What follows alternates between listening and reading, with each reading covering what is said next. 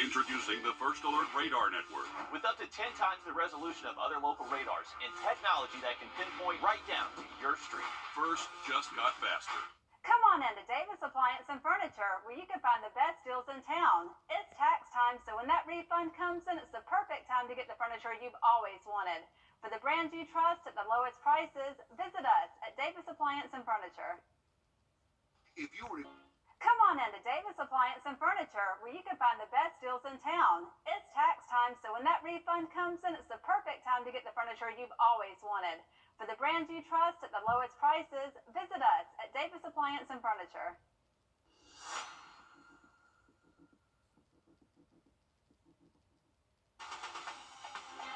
Live from Augusta, you're watching News 12, live at 5. Well, it's happened again. The Olive Road Bridge went 3 months without being hit until today. Richmond County deputies say a camper-like vehicle hit the bridge and then left. They closed the road just before noon today. Our Taylor Martin is live out at Olive Road Bridge, where a red beam of that bridge was knocked down. And Taylor, you just heard back from CSX. What did they have to say? Well, in just the last 2 hours, I did hear back from CSX Railroad, and they tell me they had crews out here this afternoon inspecting. And after looking around for a while, they found that the train tracks had been moved out of alignment. So they're going to take some time to repair that. But we're now hearing from the city that CSX says repairs could take up to 3 months. Now, I talked to somebody out here today earlier who says he feels like this happens all too often. And John Ussery with Traffic Engineering says the city is doing everything they can to prevent this from happening, and they're working with CSX to ensure that that's exactly what goes on. He told me they're working on getting a chain curtain installed that would hit the top of cars taller than the clearance height as a warning for them to detour before trying to pass under the bridge. It's a little perplexing. We have over 30 warning devices on, as you approach the bridge from both sides. And so this road right here behind me is going to stay closed until they can get those repairs completed. And the red beam we're talking about, you can see it right here, should be right up under my finger here, right by this clearance sign. It was actually up under the bridge earlier when I came out here, but it looks like they moved it out of the way since then. And that red beam that you mentioned there, Taylor, is actually not a part of the bridge. It's in front of the structure of the bridge to ensure that when people do hit the bridge, like what happened today, that it doesn't fully damage the bridge. But of course, the city of Augusta telling us that there was damage and that CSX is going to have to make upgrades and repairs. Again, that could take up to 3 months there. So there will be a detour in place. And of course, we'll continue to keep you guys updated with this situation. We'll have live coverage throughout this afternoon. Again, Taylor, thank you for staying up to date with that. We're taking a live look outside at Grovetown here on a beautiful afternoon for us. It was a cold morning, but it feels a lot warmer now as we check in with First Alert Chief Meteorologist Riley Hale. Yeah, well, temperatures have actually increased close to 30 degrees from this morning to this afternoon. So afternoon highs kind of similar to what we saw yesterday, 58, 59 for us here in Augusta. But expecting a nice evening if you're stepping out, but it is going to be pretty chilly again for us. High pressure is sitting right on top of us. You can see some clouds trying to move in as we head into late tonight. And we are expecting more clouds to stick around Thursday and Friday. But staying generally clear for this evening, and that will allow our temperatures to drop pretty quick. So even though we're in the 50s right now, we should be close to 40 by around 9 p.m. and then we already drop into the 30s there before midnight. Late tonight into early tomorrow morning, I would imagine our low temps do get down below freezing, most likely into the upper 20s. So definitely another cold start to the day. But tomorrow afternoon, despite some more clouds showing up, we should actually be a little bit warmer than what we've been all week long. So highs at least hitting 60 for most spots in the CS area. I think we should be able to get up to at least 62 out there for us here in town.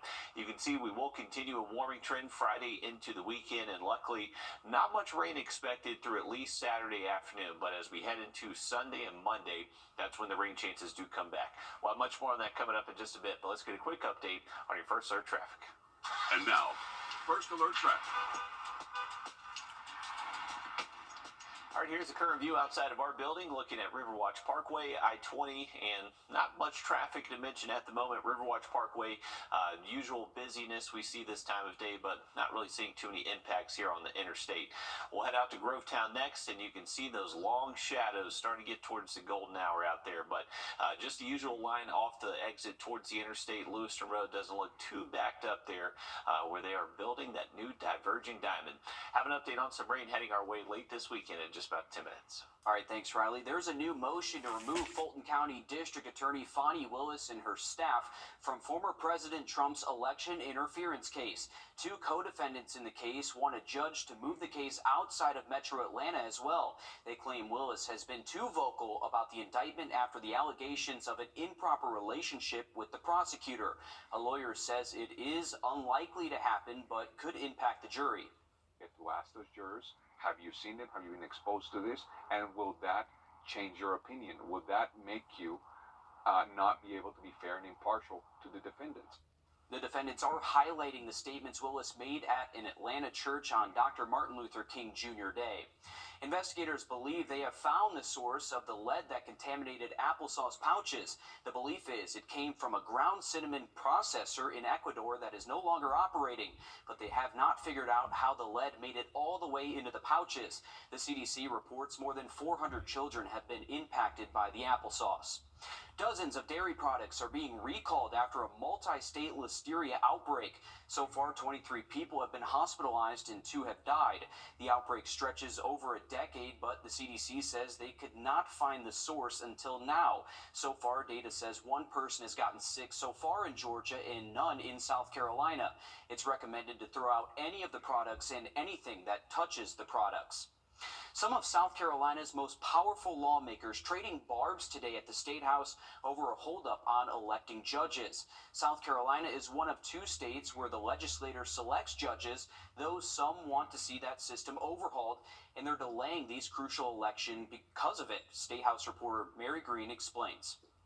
Wednesday was supposed to be the day when the South Carolina legislature would elect judges, but that didn't happen, and there's no date set yet for when it will.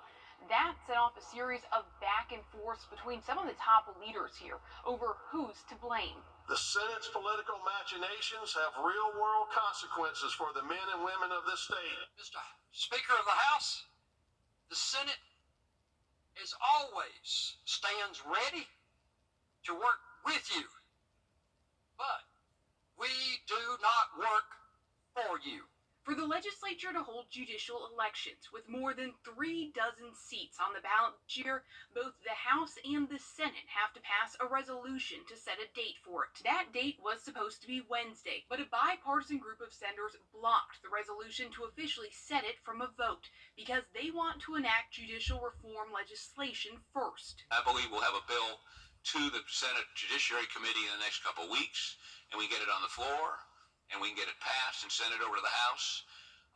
And then the Speaker's got to put his money where his mouth is. But in the other chamber, Speaker of the House Merle Smith expressed doubts, and he took them to the House floor Wednesday. Smith warned if 2 dozen circuit court seats aren't filled by July 1st, an already backlogged judicial system will get even worse. The state is at a very real risk in this criminal justice system of it coming to a catastrophic halt. The Speaker's remarks sparked a heated and skeptical response in the Senate, Those are crocodile tears over there. including from the typically reserved Senate President Thomas Alexander. If the Speaker of the House wants to accomplish what he says he wants to accomplish,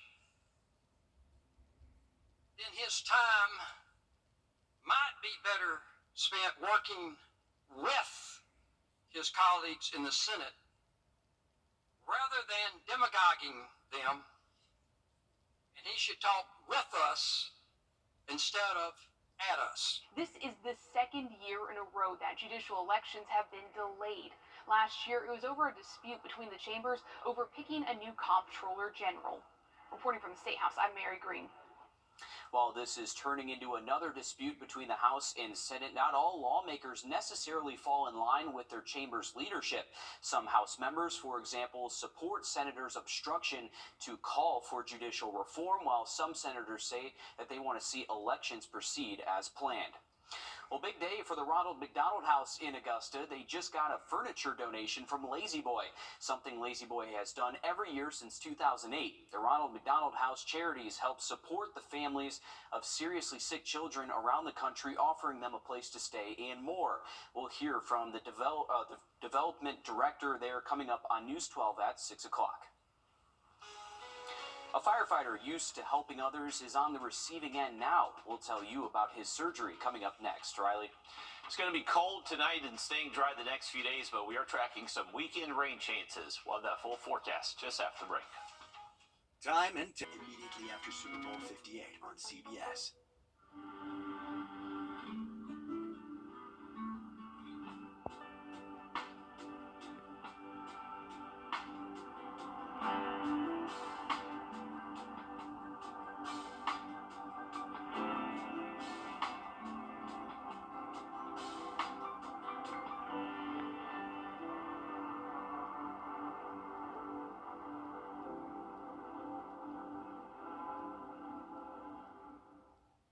Join the Augusta Metro State of Georgia. This event is free for Chamber members. Register online at augustametrochamber.com. Welcome back to Live at 5 as we take a live look outside at Grovetown and I-20 here in Raleigh. Gorgeous afternoon for us. We need more days like this. Absolutely. Well, gorgeous into our Wednesday afternoon. Temperatures stayed a little bit cooler than average for us, but no complaints, especially when the sun is out. You can see who's really enjoying the nice afternoon. Our hawk friend here just outside of our studios. He's perched up, soaking in the rays, and we do have a nice evening on tap, but going to be a little bit cool out there. We're currently close to 60, but as we do see clear skies and fairly calm conditions this evening, that is going to allow our temperatures to drop back down below freezing tonight. So overnight lows getting as low as the upper 20s. Some spots could stay in the low 30s, but I would imagine most spots are waking up below freezing. So a heads up, early tea times again, you could be waiting out for that early frost and freeze delay. Not expecting temperatures to get above freezing till at least around 9 a.m. out there tomorrow. For Thursday afternoon, though, late in the day, we're expecting those highs to get back close to 60, so we are going to continue a warming trend. And take a look at how our morning temperatures are going to change into the weekend. Friday morning will stay in the 40s, and then by the weekend, we're looking at morning temps in the 50s. Now, with that warmer air, it also brings back the chance for rain. So here's a look at our potential rain totals spaced out Saturday, Sunday, and Monday. What we're expecting Saturday, really not a huge issue during the day. The rain chances Saturday really going to hold out until most likely sunset and after that in the Saturday night. So I wouldn't let these minimal rain totals let you cancel anything you have planned outside. The better opportunity for rain definitely going to be Sunday and the Monday. You can see better coverage of some heavier rain totals, maybe up to around an inch. And between this 3-day period, we are expecting widespread 1 to 2 inches of rainfall across the area. All thanks to this front, it's just going to stall out on top of us as we head late into the weekend. So this is what's going to provide pretty decent rain opportunity for us. But we are jumping ahead to Saturday here, so you can see most of this rain still well off towards our west, just closer to where the front is. That's what just sags a little bit further south as we head into Saturday night. So that's when our rain chances do start to go up. That will continue throughout the day on Sunday. Rain could be heavy at times Sunday as this front just kind of stalls just off towards our north.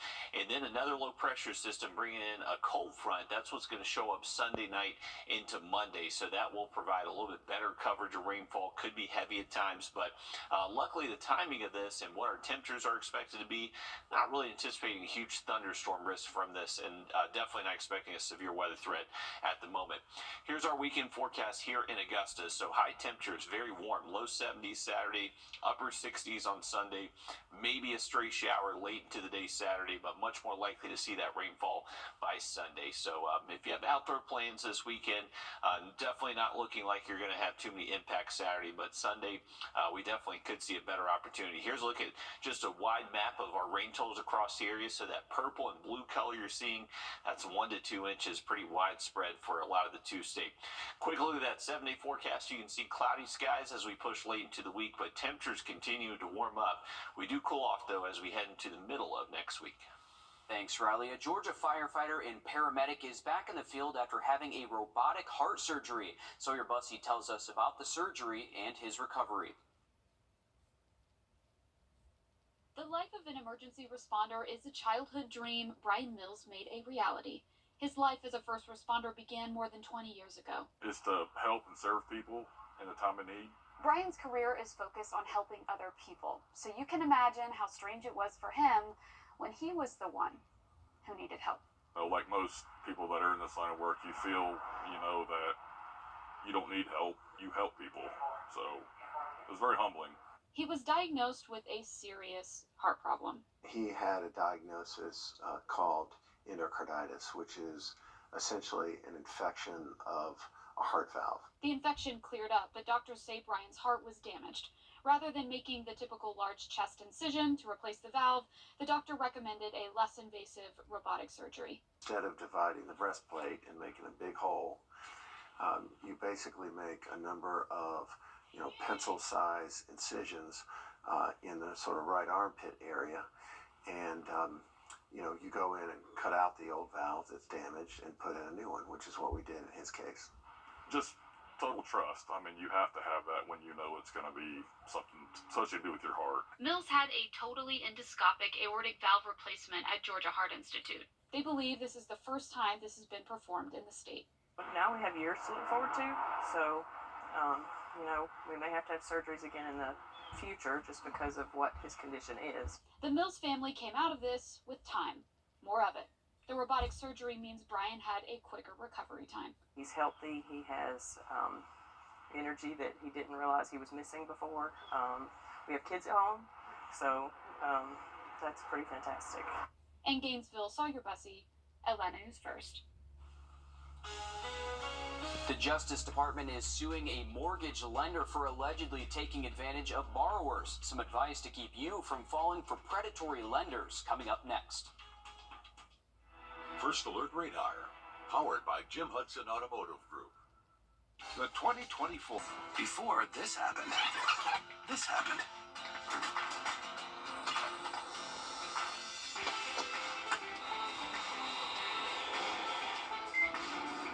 And before any of this can happen, this happens. The team at Dominion Energy rolls up their sleeves every day, just like you, to provide the reliable energy to help make mornings like this happen. Thank you. Dominion Energy, powering your everyday. Well, one morning, me and my wife were headed to work. The bus came out right in front of us, and then I woke up hours later in the emergency room. I was worried about the health and well-being of my wife. My son contacted Austin Jackson. They took all the pressure off. They said they will handle everything. And when they meant everything, they meant everything. I would recommend Austin Jackson Law Firm because they relieve you from all the pressure. Get Austin Jackson, the Augusta guy. Start the new year in sale at Lionel Smith Limited. The Justice Department is suing a developer and a lending company for allegedly operating an illegal land sales scheme and taking advantage of Hispanic borrowers.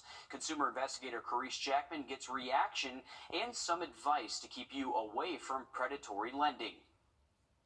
Colony Ridge, a Texas-based lender and developer, is currently being sued by two federal agencies accused of targeting Hispanic consumers and taking part in predatory lending. The CFPB and the DOJ sued them for violating a range of mortgage law. But importantly, they sued under the Fair Housing Act and the Equal Credit Opportunity Act for reverse redlining. And basically the entire theory behind it was that Colony Ridge, as a lender, decided that their business would be to target Latinos in Texas because they assume that Latinos in Texas have limited access to credit. The 45-page complaint alleges that Colony Ridge targeted Spanish-speaking borrowers by advertising exclusively in Spanish, using TikTok and other social media platforms to attract them, showcasing national flags from multiple Latin American countries and regional music. The complaint also claims the company sold unsuspecting families flood-prone land without water, sewer, and electrical infrastructure, and set them up to fail with loans they can't afford. That's essentially the message that this lawsuit is putting out into the world, that you cannot target a population that you consider to be vulnerable with expensive products that are built to fail. Nicole Cabañas with the National Consumer Law Center, or NCLC, says she hears these types of alleged practices happen often to Hispanic communities and non-English speakers. There's a certain kind of helplessness that comes from having these language barriers and having, just these other vulnerabilities. And then you're trying to build your life in this country. And then on top of it all, you're in a financial transaction that was honestly never meant to help you. We reached out to Colony Ridge for comments. They told us in a statement they were blindsided by this lawsuit, calling it baseless, outrageous, and inflammatory. They added that their business thrives off customer referrals because landowners are happy and able to experience the American dream of owning property. They also stated that they're happy to loan to those who have no opportunity to get a loan from anyone else and are proud of the relationship they've developed with customers. Cabañas says in general, before doing any business when purchasing a home, be very weary when a lender is advertising that a loan would be easy to qualify for. If there's no kind of analysis over whether you will qualify, I would just be very, very, very careful, because that's a sign that you're going to end up with very expensive credit with a lender that really just wants to make money off of the fact that you don't have credit. She also says when you see marketing materials that are in a specific language, Google them and look at their website. If they are only in Spanish language, or if they're only in Chinese or only in Vietnamese, that could be a sign that you're being targeted, that they're targeting your group. Third, Cabañas says if a company is trying to rush you through the housing process without allowing you to ask questions or conduct your own inspections, beware. They don't want you to read, they don't want you to understand what you're signing, and that's a red flag. With this watching your wallet, I'm Carice Jack. The NCLC says that they've been pushing financial regulators on a national level to require these notices to be translated in multiple languages. The developer says that they look forward to telling the true story of Colony Ridge. Well, Coke is making a new flavor permanent. What they're doing with the spiced flavor coming up next. Take a look in your crawl space to see if you Coca-Cola is making one of its latest specialty flavors permanent. Spiced is a new soda that blends the taste of Coke with raspberry and spiced flavors. Coke says customers want bolder flavors. The new drink will be available in both cans and bottles, and it goes on sale later this month. Sounds pretty good, Riley. Sounds good. Can't beat the classic Coke flavor, but I've never even heard of spice. So Neither have I. We'll have to check it out. We apparently don't like bold flavors. I guess not. Not bold enough for that spiced flavor there. Sounds good. Maybe mix it with a few things. Maybe. I don't know. Sounds good. Meredith clearly agrees in the studio with me. It is 5:25, so it is after 5 o'clock if you're pouring that cocktail. So absolutely. Have to try it. Get your spiced Coca-Cola. Hey, we got a beautiful afternoon up at the lake. You may have noticed that we had a couple of these controlled burns across the area. Here's one of them. You can still see that smoke plume from our Thurman Dam cam. Another decent one at Fort Eisenhower today. So you may have seen some smoke around just thanks to the clear, relatively calmer conditions today. We were able to get some of those controlled burns in. Temperature is still close to 60, but we're going to see these temps fall pretty quick through this evening. Here's the other spots right now. 54 in Edgefield, 55 in Thompson, 57 right now in Aiken, and most spots holding steady in the mid-50s. Heading out tonight is going to get cold. By tomorrow morning, we should be seeing lows in the upper 20s and low 30s, so going to need to bundle up heading out to the bus stop, but tomorrow afternoon should be very comfortable. Most likely going to see those highs in the low 60s, so not a bad end to the day whatsoever. And just going to continue the warmer temps as we roll into the weekend. Friday, not too far away from 70. I believe most spots should be able to see the 70s by Saturday. And then for the weekend, there's going to be some rain moving in, but it should hold out until we get to Saturday night into Sunday. All right, thanks, Riley. Stick with us. We have more news, weather, and sports coming up after a short break as News 12 Live at 5 continues. Not you. Real people, real